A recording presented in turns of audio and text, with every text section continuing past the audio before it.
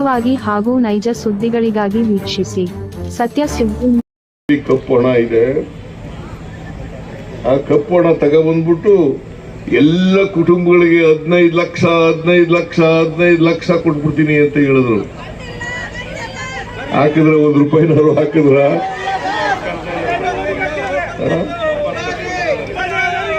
15 ಪೈಸೆನಾರು ಹಾಕಿದ್ರ 15 ಪೈಸೆ.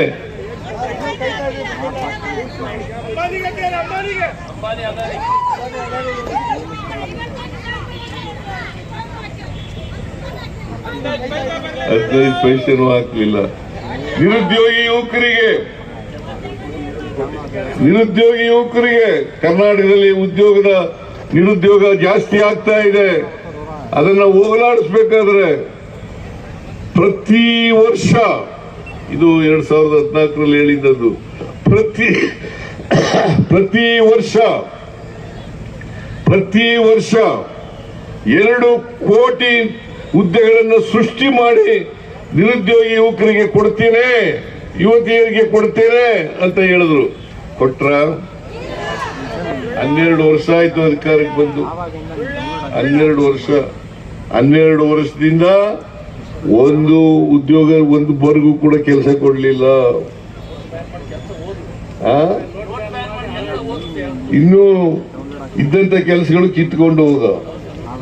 ಯಾಕೆಂದ್ರೆ ಕಾಂಗ್ರೆಸ್ ಪಕ್ಷ ಏನೇನು ಆಸ್ತಿಗಳನ್ನ ಸೃಷ್ಟಿ ಮಾಡಿತ್ತು, ಸೃಜನೆ ಮಾಡಿತ್ತು, ಅವೆಲ್ಲನೂ ಈಗ ಮಾರಾಕ್ಬಿಟ್ಟಿದ್ದಾರೆ. ಅಂಬಾನಿ ಅದಾನಿಗೆ ಮದ ಎಂತ ಇನ್ನೊಬ್ಬ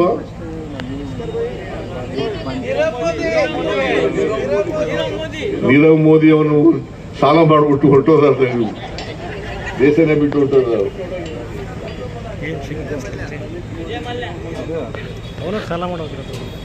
ಇವ್ರಿಗೆಲ್ಲ ಮಾರಾಟ ಮಾಡಿಬಿಟ್ರು. ಇವರೆಲ್ಲ ಯಾವ ರಾಜ್ಯದವರು? ಗುಜರಾತ್ನವರು.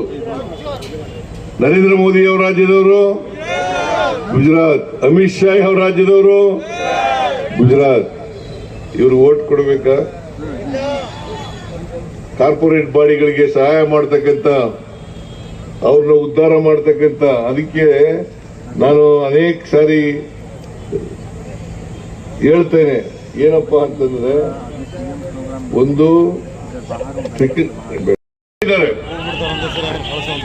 ಯಾರು ವಿರೋಧ ಮಾಡೋದವ್ರು ಗೊತ್ತಾ ನಿಮಗೆ? ರಾಜಸ್ಥಾನದಲ್ಲಿ ಈ ಗ್ಯಾರಂಟಿ ಯೋಜನೆಗಳನ್ನು ನಾವು ಘೋಷಣೆ ಮಾಡಿದಾಗ ವಿರೋಧ ಮಾಡಿದವರು ಈ ದೇಶದ ಪ್ರಧಾನಿ ನರೇಂದ್ರ ಮೋದಿಯವರು. ಏನಂತ ಹೇಳಿದ್ರು ಗೊತ್ತಾ? ರಾಜಸ್ಥಾನದಲ್ಲಿ ಈ ಗ್ಯಾರಂಟಿ ಯೋಜನೆಗಳನ್ನು ಜಾರಿ ಮಾಡಲಿಕ್ಕೆ ಸಾಧ್ಯ ಇಲ್ಲ, ಅಪಾರವಾದಂತ ದುಡ್ಡು ಬೇಕು, ಕರ್ನಾಟಕ ರಾಜ್ಯ ಆರ್ಥಿಕವಾಗಿ ದಿವಾಳಿ ಆಗ್ಬಿಡ್ತದೆ, ಮಾಡ್ಲಿಕ್ಕೆ ಸಾಧ್ಯನೇ ಇಲ್ಲ ಅಂತ ಹೇಳಿದ್ರು. ನಾನು ಹೇಳ್ಕೊಳ್ಳಿ ಅಂತ ಉತ್ತರ ಕೊಡಕ್ ಹೋಗಲಿಲ್ಲ. ಆದರೆ ಈ ಗ್ಯಾರಂಟಿ ಯೋಜನೆಗಳನ್ನ 1 ವರ್ಷ ಮುಗಿಯೋದ್ರೊಳಗಡೆ ಎಲ್ಲ ಗ್ಯಾರಂಟಿ ಯೋಜನೆಗಳನ್ನ ಜಾರಿ ಮಾಡಿದೀವೋ ಇಲ್ಲ? ಜೂನ್ ತಿಂಗಳಲ್ಲಿ ಶಕ್ತಿ ಯೋಜನೆ, ಜುಲೈ ತಿಂಗಳಲ್ಲಿ ಗೃಹ ಜ್ಯೋತಿ ಮತ್ತು ಅನ್ನಭಾಗ್ಯ ಕಾರ್ಯಕ್ರಮ, ಆಗಸ್ಟ್ ತಿಂಗಳಲ್ಲಿ ಗೃಹಲಕ್ಷ್ಮಿ, ಜನವರಿ ತಿಂಗಳಲ್ಲಿ ಯುವ ನಿಧಿ ಕಾರ್ಯಕ್ರಮ ಶಿವಮೊಗ್ಗದಲ್ಲಿ, ಮೈಸೂರಿನಲ್ಲಿ ಇದನ್ನು ಜಾರಿ ಕೊಟ್ಟದ್ದು ರಾಹುಲ್ ಗಾಂಧಿ ಅವರು ಬಂದಿದ್ರು, ಮಲ್ಲಿಕಾರ್ಜುನ ಖರ್ಗೆ ಅವರು ಬಂದಿದ್ರು, ನಾನು, DK ಶಿವಕುಮಾರ್, ಮತ್ತೆ ನಮ್ಮ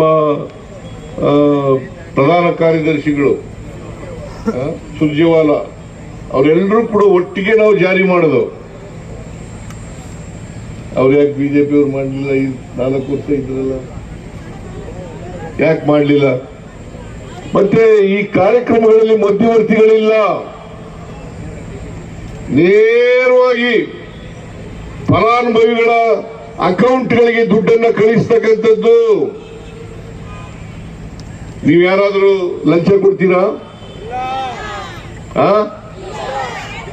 ಮಧ್ಯವರ್ತಿಗಳಿದಾರ?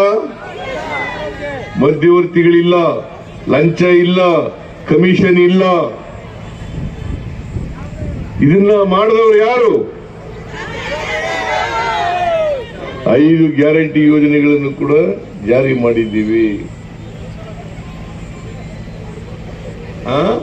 ಮೋದಿಯವರು ಹೇಳಿದ್ರು, ಮೋದಿಯವರು 2014ರಲ್ಲಿ ಪ್ರಧಾನಮಂತ್ರಿ ಆದರು.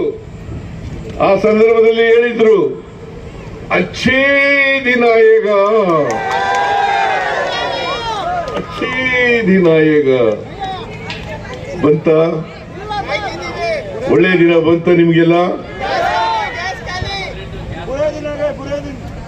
ಇನ್ನೂ ಸಮಸ್ಯೆಗಳು ಜಾಸ್ತಿ ಮಾಡಿದ್ದಾರೆ. ನಿಮಗೆ ಪೆಟ್ರೋಲ್ ಡೀಸೆಲ್ ಬೆಲೆ ಏನಾಗಿದೆ ಗೊತ್ತಾ? ಗ್ಯಾಸ್ ಬೆಲೆ ಎಷ್ಟಾಗಿದೆ ಗೊತ್ತಾ? 414 ರೂಪಾಯಿ ಇತ್ತು ಮೋದಿಯವರು ಬಂದಾಗ ಗ್ಯಾಸ್ ಬೆಲೆ. ನೀನ್ ಗೊತ್ತೇನಮ್ಮ ಪ್ರಭಾ? 414 ರೂಪಾಯಿ.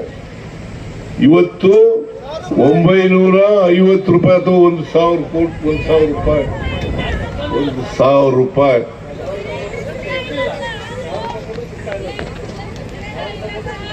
ಪೆಟ್ರೋಲ್ ಬೆಲೆ 71 ರೂಪಾಯಿ ಇತ್ತು ಆಗ 2014ರಲ್ಲಿ. ಇವತ್ತೆಷ್ಟಿದೆ? 102 ರೂಪಾಯಿ. ಡೀಸೆಲ್ ಬೆಲೆ 53 ರೂಪಾಯಿ ಇತ್ತು. ಇವತ್ತೆಷ್ಟಾಗಿದೆ? 85 ರೂಪಾಯಿ. ಮತ್ತೆ ಅಚ್ಚೇ ದಿನ ಆಯೇಗ, ಅಚ್ಚೇ ದಿನ ಆಯೇಗ. ಗ್ಯಾಸ್ ಸಿಗ್ತಾ ಇದೆ ಈಗ?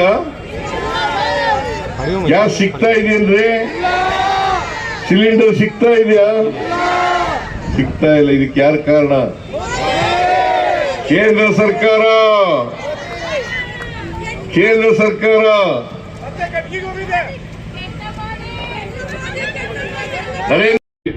ಒಟ್ಟಾರೆ ಬಡವರ ಪರ ಇದ್ದೀವಿ. ಅದಕ್ಕೋಸ್ಕರನೇ ಶಕ್ತಿ ಯೋಜನೆ, ಗ್ಯಾರಂಟಿ ಯೋಜನೆಗಳನ್ನು ಮಾಡಿದ್ದು. ಯಾಕೆ ಇವರು ವಿರೋಧ ಮಾಡ್ತಾರೆ?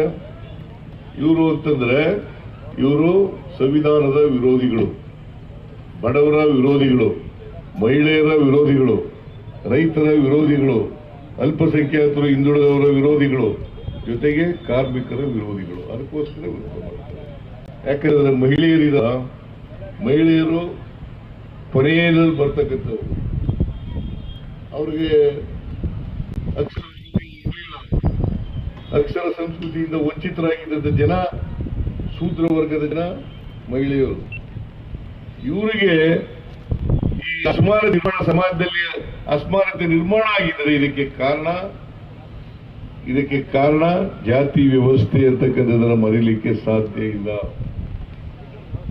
ಈ ಜಾತಿ ವ್ಯವಸ್ಥೆ ಹೋಗ್ಬೇಕಾದ್ರೆ ನಾವು ಬಡವರಿಗೆ ಶಕ್ತಿಯನ್ನ, ಆರ್ಥಿಕವಾಗಿ ಸಾಮಾಜಿಕವಾಗಿ ಶಕ್ತಿಯನ್ನು ತುಂಬಿದಾಗ ಮಾತ್ರ ಸಾಧ್ಯ ಆಗ್ತದೆ ಅಂತಕ್ಕಂಥದ್ದನ್ನ ಅರ್ಥ ಮಾಡ್ಕೋಬೇಕಾಗ್ತದೆ.